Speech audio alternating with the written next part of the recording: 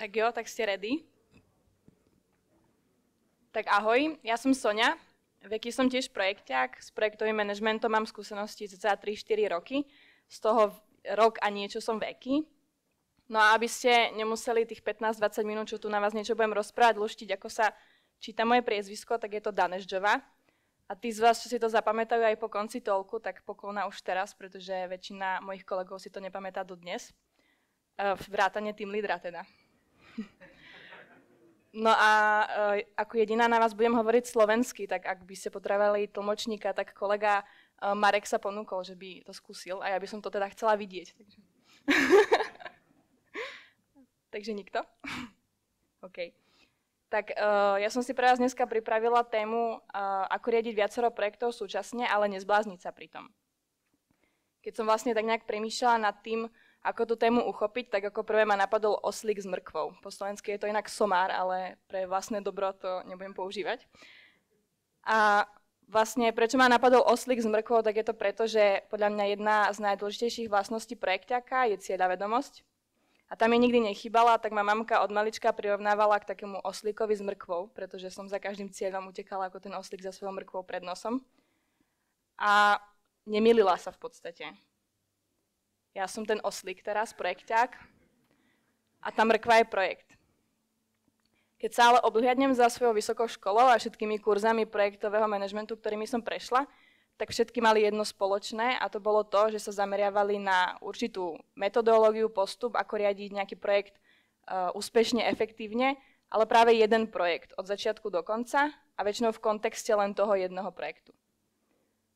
Avšak keď som nastúpila na svoju prvú pozíciu projekťáka, nebola som na to pripravená. Nebola som pripravená na to, že dostanem niekoľko projektov. A tak ten oslík mal namiesto tej jednej mrkvy pred nosom niekoľko takých mrkiev. A teraz má ísť doprava, doľava, ktorým smerom sa má vydať.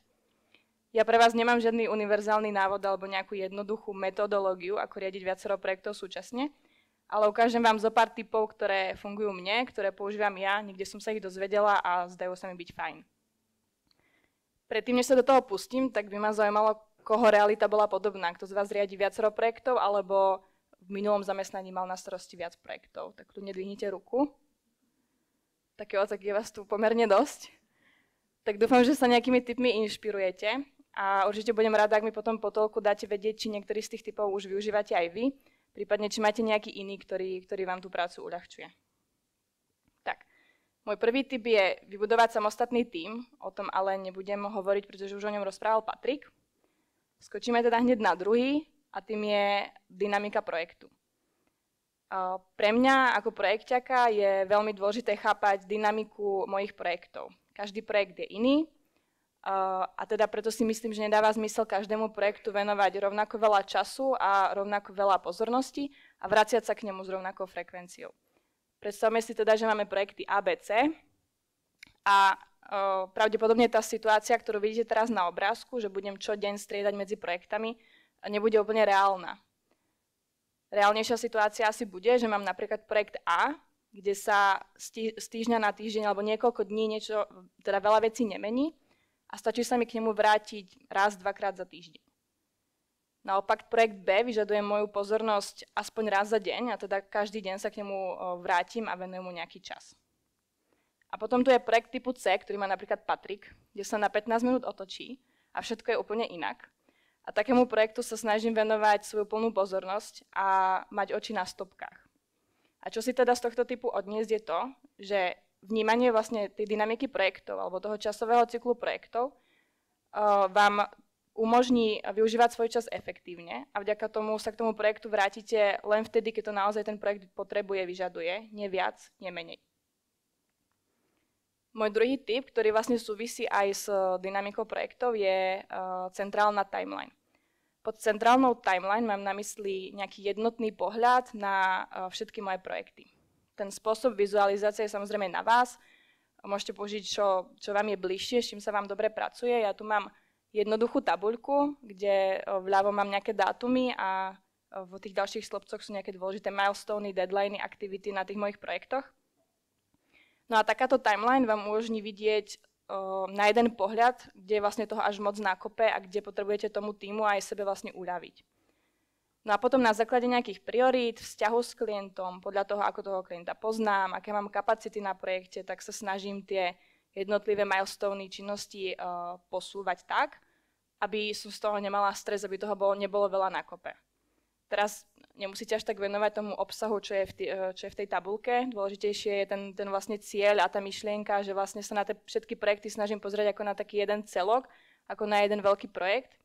A samozrejme, ak niektorý z tých projektov vyžaduje nejakú podrobnejšiu timelineu, tak kľudne ju môžete mať, ale toto vám vlastne umožní to vnímať ako ten celok.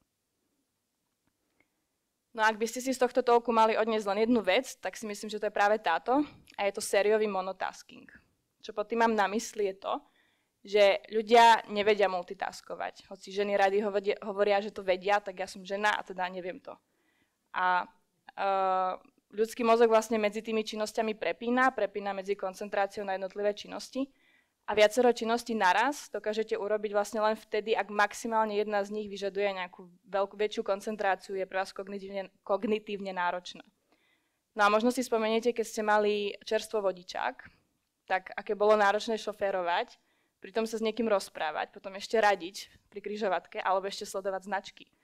Takže teraz pravdepodobne väčšina z vás už s tým nebude mať žiadny problém, pretože väčšina z tých činností sa pre vás stala automatická a deje sa na nejakej podvedomej úrovni. Môžete ju robiť bez podvedomej koncentrácie. Ja napríklad doteraz, keď cúvam, tak nemôžem mať zapnutú hudbu, pretože môj mozog to nedáva, takže musím stíšiť. No a vlastne aj väčšina riadiacich činností projekťáka vyžaduje koncentráciu a nemôže sa diať na tej podvedomej úrovni. Práve preto je dobrý sériový monotasking. A čo to teda je? Je to vlastne robenie v jeden čas robiť len jednu vec. Na to existuje viacero prístupov. Ja využívam dva, medzi ktorými striedam podľa toho, ktorý sa mi v tej chvíli viac hodí. A prvý z nich je vlastne spočíva v tom určiť si task s najvyššou prioritou spomedzi všetkých tých mojich projektov. Tých spôsobov a techník, ako si určiť prioritu, je niekoľko. Ja sa tomu nebudem venovať, vychádzajme z toho, že tie priority poznám, takže si určím task s najvyššou prioritou, ten dokončím a následne v takomto cykle pokračujem s ďalšími taskami. Ďalší ten prístup spočíva v rozdelení vášho pracovného týždňa alebo času do niekoľkých blokov. Tých blokov môžu byť 2, môžu byť 3. Múdri ľudia hovoria, že by to mali byť najviac 4 bloky a to z toho dôvodu, že aby si nemuseli prepínať medzi niekoľkými činnosťami, medzi mnohými aktivitami a tým nejak šetrili svoju mentálnu kapacitu. Následne každému bloku potom priradím nejakú aktivitu a tá aktivita nutne nemusí znamenať projekt, môže to byť, ja neviem, zatváranie tiketov v projektoch, čistenie mailovej schránky a podobne. A zároveň tie jednotlivé bloky nemusia byť rovnako veľké. Dôležité za mňa ale je teda si nechať v tých blokoch priestor aj na nejaké nepredvídateľné situácie alebo problémy, ktoré pri tom plánovaní neviete, ale teoreticky môžu nastať, pretože ste projekťáci, vždy nastanú nejaké problémy. A ak náhodou nenastanú, tak ja tie rezervy využívam práve na samoštúdium, na oddych, idem sa napiť, idem sa prejsť, alebo robím nejaké automatické činnosti, ktoré nevyžadujú až tak veľa mojej mentálnej kapacity. Viac teda využívam ten prvý prístup, pretože tento druhý skôr využívam, keď mám nejaký ťažší týždeň a ten druhý zároveň vyžaduje viac disciplíny. Tak a niekedy sa mi to proste nechce plánovať takto, takže využijem ten prvý. Môj predposledný tip je dať pozor na prepojenosť medzi vlastnými projektami, ale aj medzi projektami, ktoré nevediete. Najbežnejšou prepojenosťou na projektoch sú podľa mňa ľudia, ľudské zdroje. A stáva sa mi, že mi jeden vývojár robí na viacerých projektoch. Tu napríklad môžete vidieť, kde sa ma David pýta, čo je priorita, že ktorej tej mrkve sa má venovať, ale oslík je nenažraný, takže proste všetkým naraz. Samozrejme skončilo to tak, že sme si nejak tie priority museli určiť, pretože sa nemohol všetkému naraz venovať. Každopádne, aby som sa vrátila späť k tej veci, tak ak sa jedná len o moje projekty, tak je pre mňa jednoduchšie si tie priority nejak stanoviť. Je to niečo, čo vidím, o čom viem, dokážem to zohľadniť vo svojich plánoch. Avšak ale ak ten vývojár pracuje na nejakom projekte, ktorý nevediete vy a neviete o tom, čo sa na tom projekte bude diať, tak je pre vás náročné plánovať. To je tá skrytá prepojenosť, ktorú mám na mysli. Keď to neviete, nedokážete to zohľadniť vo svojich plánoch. A preto sa snažím s mojimi kolegami oslíkmi komunikovať. Tu je inak Patrik, šéf oslíkov potom. A komunikujeme tak, že máme vlastne pravidelné meetingy projekťákov, kde nejak spolu zdieľame aktuálny budúci stav na projektoch, dávame si sa vedieť, čo sa v tých najbližších mesiacoch má diať, akých ľudí budú potrebovať.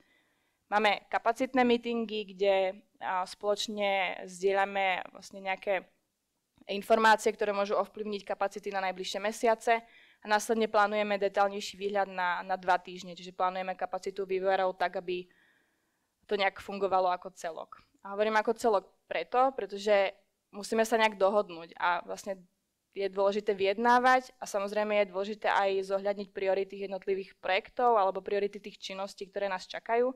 A teda na to celé nahliadame ako taký zase jeden celok, jeden veľký projekt, kde je potreba rozdeliť ľudské zdroje, ktoré máme a zároveň chceme potešiť klientov, ale nechceme ani preťažiť ten tím. No a môj posledný tip je naučiť sa povedať nie. Vy sami najlepšie poznáte svoje kapacity, svoje možnosti a v momente, keď to nezvládate, máte pocit, že už ďalší projekt nezvládnete, je lepšie povedať nie, nedokážem ten projekt proste nejak doviesť k úspešnému cieľu.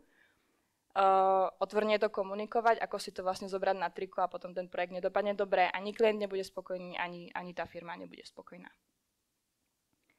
Tak, sme na konci. Ak by som to mala zhrnúť, tak snažte sa vybudovať samostatný tím. Vnímajte dynamiku vašich projektov, vytvorte si nejaký jednotný pohľad na všetky projekty, monotaskujte. Vnímajte tú prepojenosť medzi projektami, nielen vlastnými, ale aj cudzími a určite sa naučte povedať nie. To je za mňa všetko a ďakujem za pozornosť.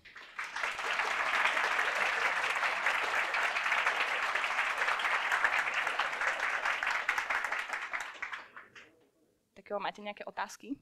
Tak já se chci zeptat, co když všichni oslíci řeknou ne, tak to je pak na šéfovi oslíků, komu to jako dá, nebo si to nechá sám? No je to o tom vyjednávaní, veľakrát to vyzerá taký súboj na tom meetingu, ale v podstate je to o prioritách podľa mňa na tých projektov. Určite vo vedení alebo proste ľudia, ktorí majú garanti projektov, vedia, aké sú priority na tých projektoch, takže potom záleží na tom, čo je prioritnejšie a snažíme sa to poskladať tak, aby sme to nejak zvládli. Děkuju. Taky děkujeme. A ja ďakujem.